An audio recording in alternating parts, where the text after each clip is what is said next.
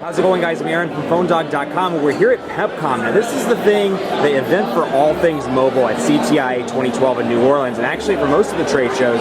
But this, my friends, is the HTC One V, a new HTC device. Well, not really new. It was announced at Mobile World Congress, and it's available in select European countries. It's coming to the US this summer, although HTC's been pretty coy about saying which devices, or which carriers rather, are going to get this device. Now, spec-wise, it's a little bit of a bump down from the One S and the One X, but still packs quite a punch. It's got a 1 GHz Qualcomm Snapdragon S3 processor, a 3.7-inch Super LCD display, so 480 by 800 pixels, and a little bit smaller than, of course, obviously the One S and the One X, but still bigger than the Apple iPhone 4 and the Apple iPhone 4S. It's got a 5-megapixel camera as well, with a 720p HD video recording and a 1,500 milliamp hour battery, though the battery is non-removable. So let's take a look at the design here. You can see the 3.5mm headphone jack up top and the power button. You've got your micro USB charging port, and this design that kind of resembles the HTC Legend, and that's kind of, according to HTC, that's kind of the design theme that they wanted to do with the HTC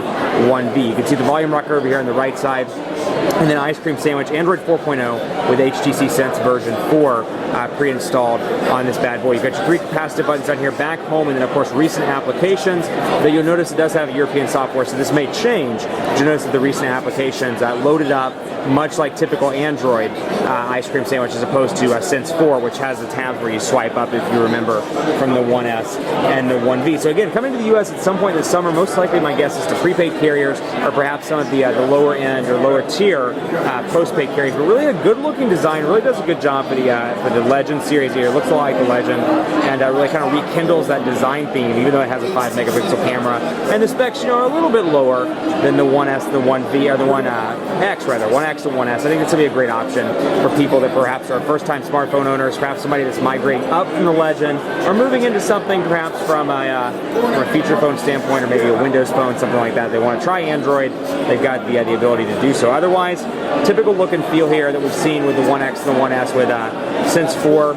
You can see it scrolls from side to side. You get your shortcuts up here, search, play, shop, and then menu. You have frequent downloads. So again, the smaller display is noticeable, especially if you've worked with the other One devices that are 4.3 and 4.7 inches. Messages here.